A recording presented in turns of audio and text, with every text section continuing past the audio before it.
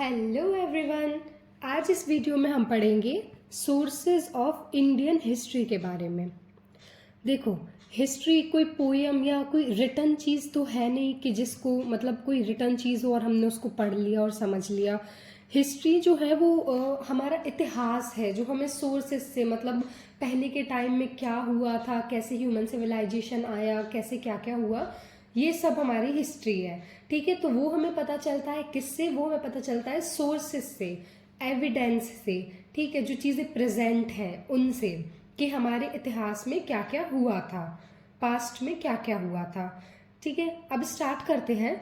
तो देखो, जितनी भी हिस्टोरिकल इंटरप्रिटेशंस हैं, इंटरप्रिटेशंस मतलब होता है अनुमान। ठीक है, तो जितनी भी हिस्टोरिकल इंटरप्रिटेशंस हैं वो कुछ ना कुछ एविडेंस पे बेस्ड है, और वो एविडेंस कहाँ से? हमें अपने सोर्सेज से पता चलता है। उन्हीं एविडेंस को हम सोर्सेज कहते हैं। ठीक है, हमारे हिस्ट्री के सोर्सेज। अब सोर्सेज को टू पार्ट्स में डिवाइड किया गया है, लिटरेरी सोर्सेज और आर्कियोलॉजिकल सोर्सेज। ठीक है, टू पार्ट्स में, लिटरेरी और archaeological. Literally sources easy way में मैं बताऊं तो लिटरेरी सोर्सेज होता है, मतलब लिटरेरी से समझ सकते हैं लिटरेचर वाले सोर्स। लिटरेचर जो हमारे पास प्रेजेंट है, इसके अंदर तीन लिटरेचर आते हैं, ब्राह्मणिकल, बुद्धिस्ट और जैन लिटरेचर। ठीक है, और आर्कियोलॉजिकल सोर्सेज हम कह सकते हैं कि जो चीज़ें प्रेजेंट हैं, जो अपन फिजिकली चीज़ें देख सकते हैं, जैसे कि मतलब आर्कियोलॉजिकल साइट्स हैं जिन पे से हमें ये चीज़ें मिलती हैं। आर्कियोलॉजिकल टेम्पल है, पुराने टेम्पल्स हैं जिन पे कार्विंग्स बनी होती हैं। ठीक है, फिर according to historians, literary sources में लॉन्ग और शॉर्ट टेक्स्ट, मतलब जितने भी लिटरेचर है ना, लॉन्ग हो या शॉर्ट हो टेक्स्ट, वो सब लिटरेरी सोर्सेज के अंदर आ जाते हैं। और आर्कियोलॉजिकल सोर्सेज में मटेरियल रिमेन्स, मतलब जो भी मटेरियल है, जैसे मैंने बताया आर्कियोलॉजिकल साइट्स हैं, टेम्पल्स हैं, इंस्क्रिप्शंस हैं, ये सब। ठीक है, लिटरेरी सोर्सेज, पहले लिटरेरी सोर्सेज पे आएंगे। तो लिटरेरी सोर्सेज को भी टू पार्ट्स में डिवाइड किया गया है। इजी वे में पढ़ने के लिए हम इसे टू पार्ट्स में ही डिवाइड करके पढ़ेंगे, रिलीजियस और नॉन रिलीजियस। ठीक है, तो अब रिलीजियस सोर्सेज के अंदर आ जाएंगे Brahmanical text, Buddhist literature, Jain literature. और नॉन रिलीजियस के अंदर आ जाएंगे मतलब जिनका किसी भी धर्म से संबंध ना हो।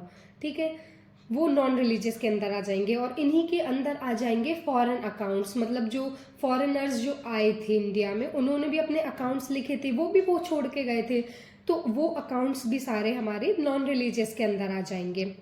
ठीक है, रिलीजियस स्टार्ट करते हैं ब्राह्मणिकल लिटरेचर। तो ब्राह्मणिकल लिटरेचर में आते हैं वेदास, रामायण, पुराण, उपनिषद, ये। ठीक है, ये जो सब टेक्स्ट है ना, ये हमें बताते हैं सोशल और कल्चरल कंडीशंस एंशियंट टाइम की। ठीक है, वेदास पे आते हैं। वेदास को हम श्रुति भी बोलते हैं। ठीक है, हमें पता है कि जो वेदास है उनको लिखा नहीं गया था पहले, वो सिर्फ सुन के समझा जाता था, उनको सुन के ही लर्न किया जाता था, तो उनको बोलते थे श्रुति। ठीक है, वेदास को भी चार पार्ट्स में डिवाइड किया गया है, ऋग्वेद, सामवेद, अथर्ववेद और यजुर्वेद। ठीक है, जिसमें से फर्स्ट वेद है ऋग्वेद।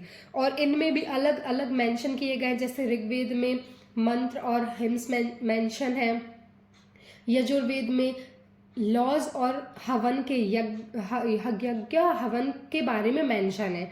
ठीक है, अथर्ववेद में हमें पता चलता है मतलब तंत्र मंत्र और मिस्टिकल एक्शंस के बारे में। और सामवेद वो स्टोर हाउस ऑफ म्यूजिक है, मतलब उसमें हमें म्यूजिक और इंद्र के जो हेम्स वगैरह हैं वो हमें सामवेद से पता चलते हैं। ठीक है, फिर वेदास जो है वो हमें क्यों इम्पोर्टेंट है? क्योंकि वो हमें आर्यंस की लाइफ के बारे में बताते हैं। ये भी सोर्सेज में इसलिए है क्योंकि ये हमें आर्यंस की लाइफ, जो आर्यंस आए थे उनके अडॉप्ट से ही फिर हमारे भारत को आर्यवर्त बोला जाने लगा था, तो उनके टाइम पीरियड की रिलीजियस और फिलॉसफी के बारे में बताते हैं। ठीक है, इसलिए ये हमारे लिए बहुत ज़्यादा इम्पोर्टेंट सोर्सेज हैं। वेदास को ना एक एग्जैक्ट डेट देना बहुत ही ज़्यादा मुश्किल है, क्योंकि ये हमें सुन के पता चलता था, वेदास सुन के लर्न किए जाते थे। तो हिस्टोरियंस ने अपने अनुमान से, अपनी इंटरप्रिटेशन से अर्ली वैदिक लिटरेचर को टाइम पीरियड दिया है कितना, 1500 to 100 BCE, और लेटर वैदिक लिटरेचर 1000 to 500 BCE। ठीक है, वैदिक लिटरेचर जो है वो हमें इंफॉर्मेशन देते हैं पॉलिटिकल हिस्ट्री के बारे में, कल्चर और सिविलाइजेशन, मतलब जो एंशियंट टाइम है उस पर क्या उसकी पॉलिटिकल हिस्ट्री थी, कैसे मतलब वहाँ के पॉलिटिक्स, कैसे वहाँ के स्टेट्स चलते थे। ठीक है, कल्चर कैसा था वहाँ पे, अलग अलग ट्रेडिशंस कैसे थे वहाँ पे, और सिविलाइजेशंस मतलब अलग अलग लोग रहते थे, अलग अलग जगहों पे रहते थे, तो कैसी उनकी सिविलाइजेशन थी। ठीक है, एपिक्स, एपिक्स जो है 2 मेजर एपिक्स है, रामायण और महाभारत। एपिक्स का मतलब होता है एक लॉन्ग नैरेटिव, मतलब महाकाव्य। ठीक है, एपिक्स स्मृति की कैटेगरी के अंदर आते हैं। रामायण और महाभारत 2 मेजर एपिक्स हैं। ये हमें इंफॉर्मेशन देते हैं इकोनॉमिक, सोशल और पॉलिटिकल कंडीशंस की, अपने अपने टाइम पीरियड, मतलब रामायण और महाभारत का जो टाइम पीरियड था ना, उनके टाइम पीरियड की इकोनॉमिक, सोशल और पॉलिटिकल कंडीशंस के बारे में हमें इंफॉर्मेशन देते हैं। ठीक है, और इनका जो एज्यूम्ड टाइम पीरियड है वो है बिटवीन 400 BCE to 400 CE। फिर आते हैं हम पुराण पे। पुराण बहुत ही एक यूजफुल सोर्स है रिकंस्ट्रक्ट करने के लिए एंशियंट हिस्ट्री को। ठीक है, पुराण हमें बताता है कि पॉलिटिकल हिस्ट्री कैसी थी, मतलब डायनेस्टीज जो थी ना उनकी पॉलिटिकल हिस्ट्री के बारे में, जैसे मौर्यास थे, फिर शुंग थे, कानवास थे, आंध्रास थे, इनकी पॉलिटिकल हिस्ट्री के बारे में। ठीक है, राजनीति मतलब इनका राज्य कैसे चलता था, ये जो डायनेस्टीज थी इनकी लाइनेज के बारे में कि किसके बाद कौन आया और उनने अपने रूल में क्या क्या प्रोग्रेस की या क्या उनके डिमेरिट्स थे। ठीक है, ये हमें पुराण से पता चलता है, तो ये भी बहुत ज़्यादा इम्पॉर्टेंट है हमारे लिए। फिर आते हैं बुद्धिस्ट लिटरेचर पे। ठीक है, देखो बुद्धिस्ट लिटरेचर जो है वो पाली और प्राकृत लैंग्वेज में लिखे जाते थे। ठीक है, मेजर लैंग्वेज जो थी बुद्धिस्ट लिटरेचर की वो थी पाली। हम पहले भी पढ़ चुके हैं कि जो लॉर्ड बुद्ध थे, बुद्ध भगवान थे, उन्होंने अपनी एक मतलब अपनी जो टीचिंग्स वगैरह थी वो पाली लैंग्वेज में देना शुरू कर दी थी, जिससे ये मतलब मेजर लोगों की लैंग्वेज बन गई थी। मेजर मतलब जो हाई क्लास पीपल थे जो उनसे टीचिंग लेते थे या प्रीचिंग लेते थे, ये उन लोगों की लैंग्वेज बन गई थी। ठीक है, तो Buddhist after the death of Buddha, उनकी डेथ के बाद जितने भी बुद्धिस्ट लिटरेचर है ना वो पाली और प्राकृत लैंग्वेज में ही लिखे जाने लगे। मोस्ट इम्पॉर्टेंट पाली टेक्स्ट जो है, जो हमें सब मतलब इंफॉर्मेशन जिससे हमें मिलती है वो है त्रिपिटक, क्योंकि सबसे ज़्यादा इम्पॉर्टेंट है। ठीक है, इससे ही हमें सारी इंफॉर्मेशन मिलती है बुद्धिस्ट के टाइम पीरियड की। ठीक है, त्रिपिटक में मेंशन है 16 महाजनपद। ठीक है, तो अब अपने लिए ये सोर्सेज में अपन क्यों पढ़ रहे हैं, क्योंकि त्रिपिटक में 16 महाजनपद मेंशन है। ठीक है, और पॉलिटिकल अफेयर्स मतलब जो स्टेट्स के बीच में पॉलिटिकल उनकी राजनीति जो चीज़ें चलती रहती थी ना कि किस स्टेट का किस स्टेट के साथ युद्ध हो रहा है या किस स्टेट में उनकी इकोनॉमी कैसी चल रही है, ये सब त्रिपिटक से ही पता चलता है। ठीक है, मेजर 3 त्रिपिटक जो है ना वो है सूत पिटक, अभिधम्म पिटक और विनय पिटक। ठीक है, फिर आते हैं जातक। बुद्धिस्ट लिटरेचर में ही आते हैं जातक टेक्स्ट, जो कि हमें बताते हैं कि जो किंग्स वगैरह थे वो कैसे थे। हमने पंचतंत्र की कहानियां सुनी हैं, ये भी बुद्धिस्ट लिटरेचर के ही अंदर आता है। जातक टेक्स्ट इन्हीं की तरह होते हैं। ठीक है, तो इनमें हमें कहानियां बताई जाती है कैसे किंग्स के बारे में, उनके रूल के बारे में। ठीक है, जातक टेक्स्ट की एक बहुत ही इम्पोर्टेंट मतलब कह सकते हैं एक बहुत ही फेमस कहानी है एक रूलर के बारे में, कि वो रूलर कितना ज़्यादा कठोर था अपनी प्रजा के प्रति, कि वो अपनी प्रजा को इंसानों जैसे नहीं ट्रीट करता था। ठीक है, ऐसी सब चीज़ें हमें जातक टेक्स्ट से पता चलती है, और जातक टेक्स्ट से हमें सोशल और इकोनॉमिक कंडीशंस के बारे में भी पता चलता है। जैन लिटरेचर, देखो जो जैन लिटरेचर की सेक्रेड बुक्स है ना, सेक्रेड मतलब होता है पवित्र। ठीक है, तो जो पवित्र ग्रंथ हैं उनको हम कलेक्टिवली बोलते हैं सिद्धांत, मतलब जितनी भी बुक्स हैं उनको हम बोलते हैं सिद्धांत या आगम। ठीक है। लैंग्वेज जो है जैन लिटरेचर की वो है प्राकृत लैंग्वेज, और लेटर पीरियड में इसको अर्ध मगधी लैंग्वेज भी कह सकते हैं हम, कि इस लैंग्वेज में भी लिखे जाते थे। ठीक है। इंफॉर्मेशन जैन लिटरेचर में जो है वो हमें हेल्प करती है reconstructing the political history of eastern UP. मतलब जैन लिटरेचर में जो इन्फॉर्मेशन है ना, उससे हम अपनी यूपी, बिहार और जो महावीर का टाइम पीरियड था ना, उनकी पॉलिटिकल हिस्ट्री को रिकंस्ट्रक्ट कर सकते हैं कि महावीर के टाइम पीरियड पे कैसे क्या पॉलिटिक्स थी वहाँ पे यूपी और बिहार में। और हमें जैन लिटरेचर से मोस्ट इम्पॉर्टेंट चीज़ एक ये पता चलती है ट्रेड और उसके ट्रेडर्स के बारे में। ठीक है, ये बहुत इंपॉर्टेंट है कि ट्रेड और ट्रेडर्स के बारे में हमें जैन लिटरेचर से पता चलता है कि कैसे ट्रेड होता था। मतलब ट्रेड ऐसा नहीं था कि सिर्फ स्टेट्स के बीच में होता था, सी के थ्रू भी ट्रेड होता था। लॉन्ग डिस्टेंस ट्रेड जो होता था वो शिप्स से होता था, और जो स्टेट्स के बीच में ट्रेड होता था वो तो ऐसे ही मतलब अपना सामान लेके जाते थे थ्रू द बार्टर सिस्टम, वो ट्रेड करते थे। और कॉइन्स भी आ गए थे तो कॉइन्स से भी ट्रेड होता था। ठीक है। अब आते हैं हम नॉन रिलीजियस सोर्सेस पे।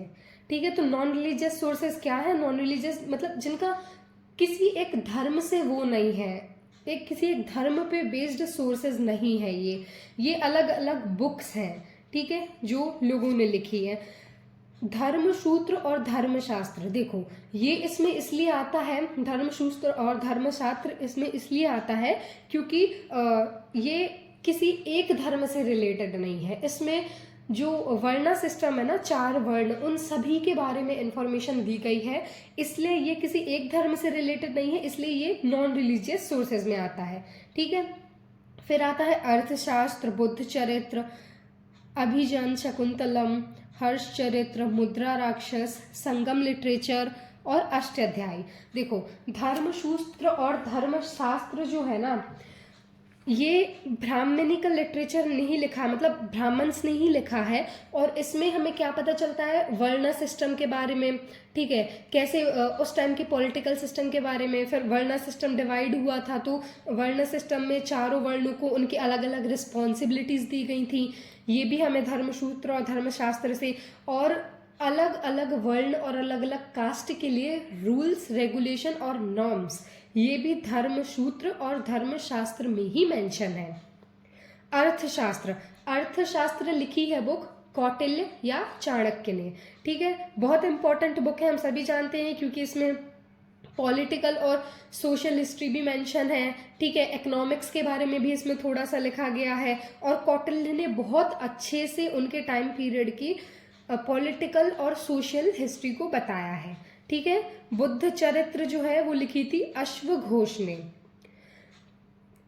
अभिजनान शकुंतलम, ये कालिदास का वर्क है। कालिदास जो थे वो फेमस थे अपने क्लासिकल ट्रेडिशनल वर्क के लिए।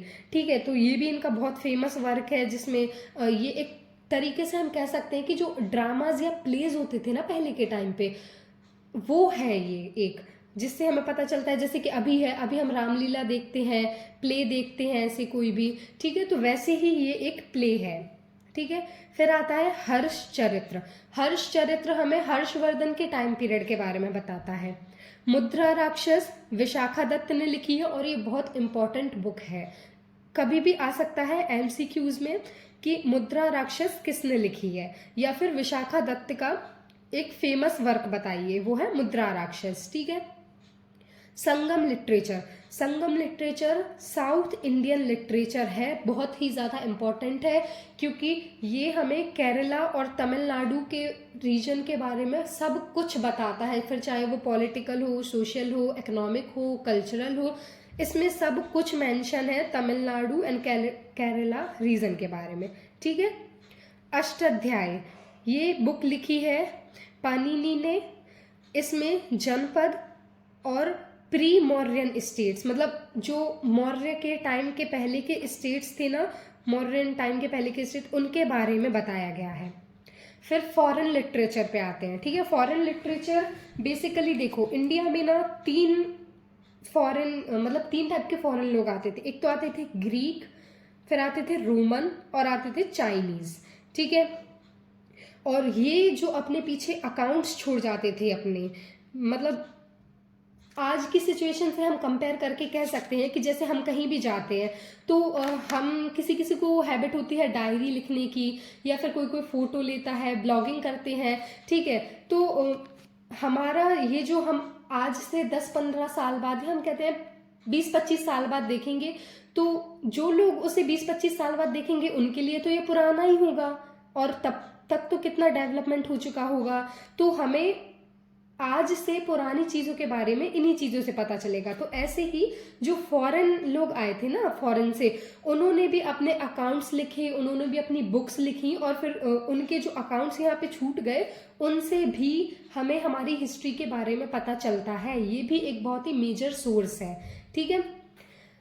देखो इसमें जैसे इंडिका है, मेगास्थनीज की बुक है इंडिका, ठीक है। मेगास्थनीज ग्रीक एम्बेसडर थे चंद्रगुप्त मौर्य के कोर्ट में। ये ग्रीक से आए थे और चंद्रगुप्त मौर्य के कोर्ट में एम्बेसडर थे, ठीक है।